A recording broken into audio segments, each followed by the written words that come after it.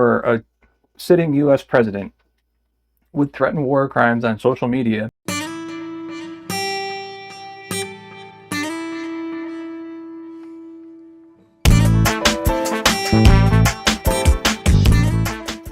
Welcome back to The Next to Last Word. I'm Mike, your tour guide through insanity. Some notable news that you may have missed.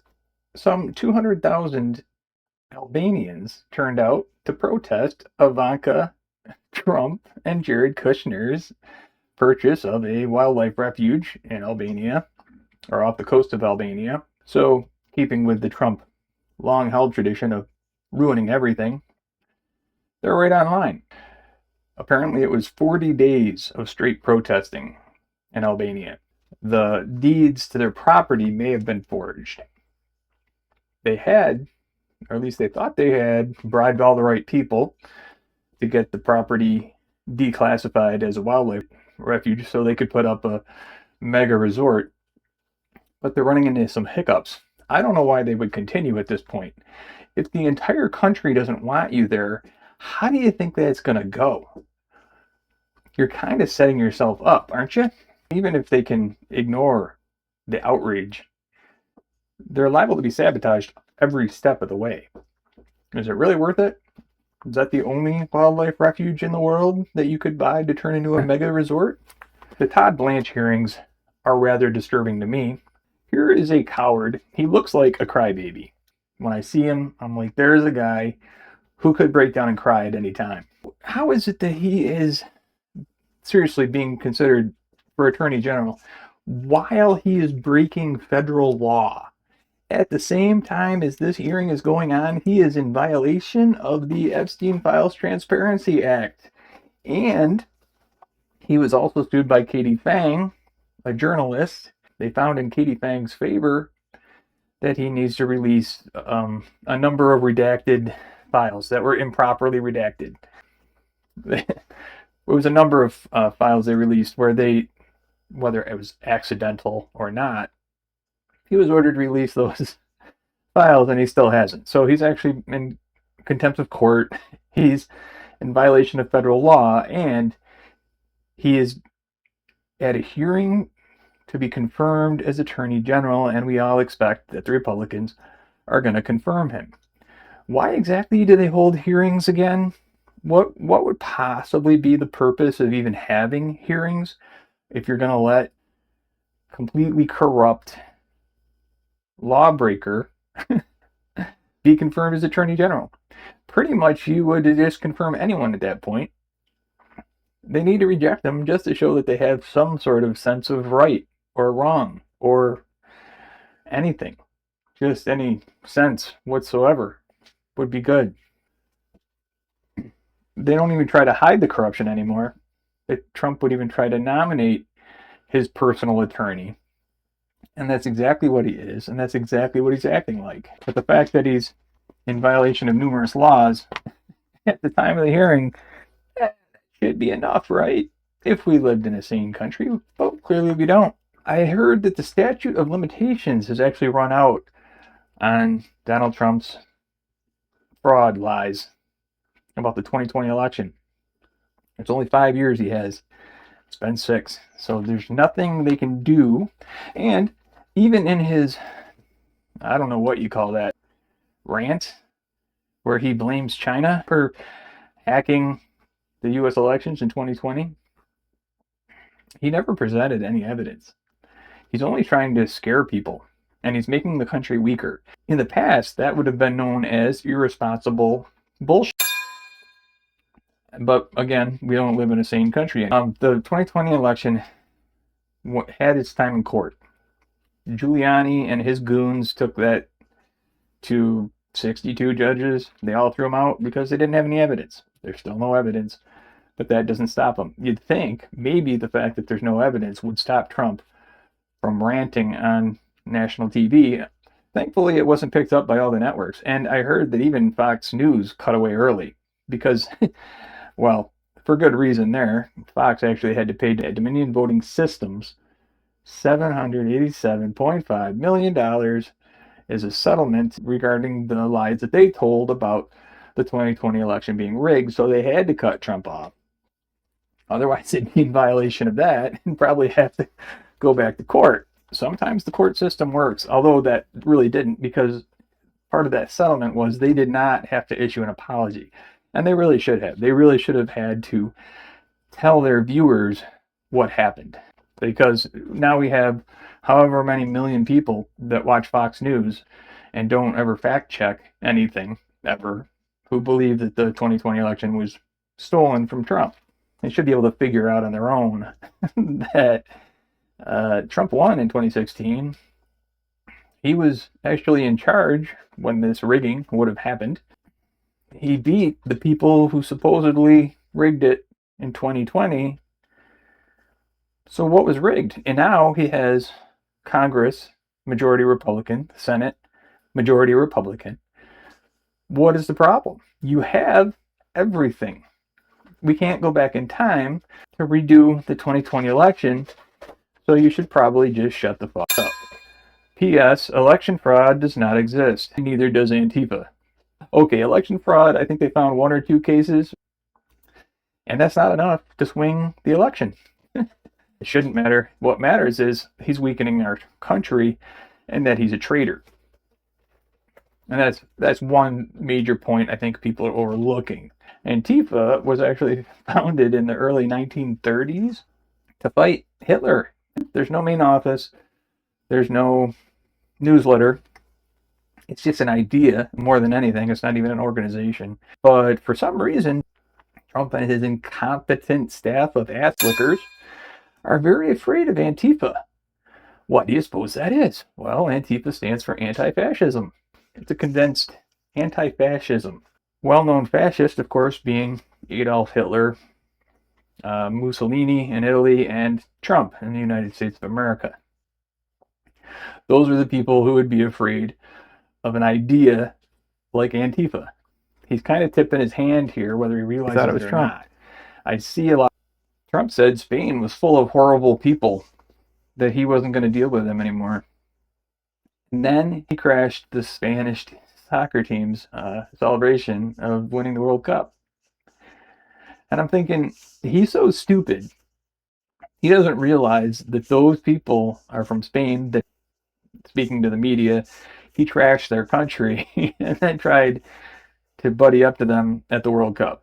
He either thinks they don't realize it or he doesn't realize it. I'm not sure which, but why would you do that? Why would anyone do that? And they did edit him out of the photo. Trump is so full of himself. He was up on that stage where they were celebrating the World Cup victory, and he was thinking, oh, they must be so thrilled that I'm up here with them. He actually thinks people still like him. I mean, he walked through a cascade of boos to get to that stage, but he doesn't even realize it. He thinks that they're cheering him. He's actually convinced himself that boos are cheers, I think, because he said the same thing about the Knicks game when he got booed there. Oh, well, they certainly are a loud fan base, you know. Like, he didn't even get it. Ah, yes. More news. And I'm sure everyone's heard this. Of course, 3 more American soldiers dead in Jordan. U.S. military base was hit by Iranian missiles in Jordan, killing 3. I saw a clip from Fox News as they were reporting this, and they were going to a supposed expert commentator. Yeah, the news anchor over at Fox almost had a breakthrough on live TV. I don't understand how Iran is able to attack us like this when we have obliterated them, as Trump has said numerous times. But luckily she was able to force that realization into her subconscious. Nothing a box of wine won't take care of. Luckily, those people are trained to disconnect themselves from reality, like the remote viewers that are trained by the military. While their body is sitting at the desk, lying and debasing themselves for a feeble-minded, imbecile sex offender with dementia, they were completely checked out. They were floating in a warm, tropical water like a manatee. This tactic also gives them plausible deniability if they're ever questioned. When they continue to lie about the 2020 presidential election, they can just say, it only looks like I'm lying about the 2020 election. In actuality, I was not even there. Then you got the book Regime Change that just came out. It looks like a real page turner. Haven't picked it up yet. I probably won't, I'm not going to lie to you. But I've seen a couple interviews with the authors of, and some excerpts have come out. This is a good one because not only did the Trump people not dispute what was said, they actually accused them of having recordings from the Situation Room. That's an interesting strategy. It really just lends credibility to the story. I imagine they call it the sit room because I picture them going in there all the time. It's like every time something comes up, they're like, guys, sit room? Yeah, sit room, guys. Because it's the only room that there's no recording, or it's illegal to be recorded. They can't meet in the Oval Office because everything is recorded in there, phone calls and everything. They were discussing some very graphic details that had come out about Trump. But obviously someone in his cabinet leaked that meeting for them to have such accurate reporting, which has got to scare the hell out of them. It's supposed to be a safe zone, a safe place where everyone can speak freely and avoid conviction without being judged or indicted. And it still doesn't faze anyone. The evidence of blatant corruption coming out of the White House is astounding, and it keeps coming, and no one's doing anything about it. The only hope we have at this point, obviously, is the midterms, which is why Trump is working so hard to muddy the waters there and furthermore make people not trust the election process. Then that is Trump threatens war crimes on social media. Who would have thought that would ever be a thing? Who would have thought? We're living in this world where a sitting U.S. president would threaten war crimes on social media and hold a press conference where he lies about elections being rigged. He said that China hacked the voter information somehow, which turned out to be a lie.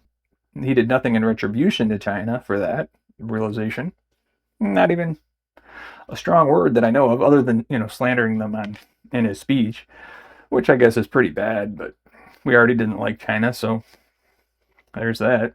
Instead, he put tariffs on Canada for making our air bad. They're poisoning our air with their forest fires. The Canadian response was, send people to help fight the fires, why don't you? It's not sane. It's un-American.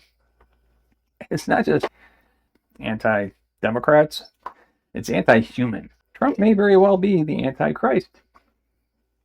He's definitely anti. He's a little ball of negativity, a little ball of negative energy that just goes around poo-pooing on everything. I hate them, hate that. He only speaks positively when he's speaking about himself. He only speaks positively about other people if they speak positively about him first. Anyone who's speaking positively about Trump has rocks in their head. Ignorant, weak. I'm running out of words to describe how ridiculously stupid. Of all the cults in the world, of all the fascist movements, this has got to be the stupidest one. And that could be our only solace in this situation. That could be our saving grace. These people are not serious people. It's hard to say what they're capable of. We're going to have to find out. I mean, obviously, Hegseth is capable of murder. He's shown that. But it's going to come down to the people. It's going to come down to the American people. It's going to come down to whether or not the Republicans are willing to follow Trump straight to hell. Not happy? Hey, what can I tell you, folks?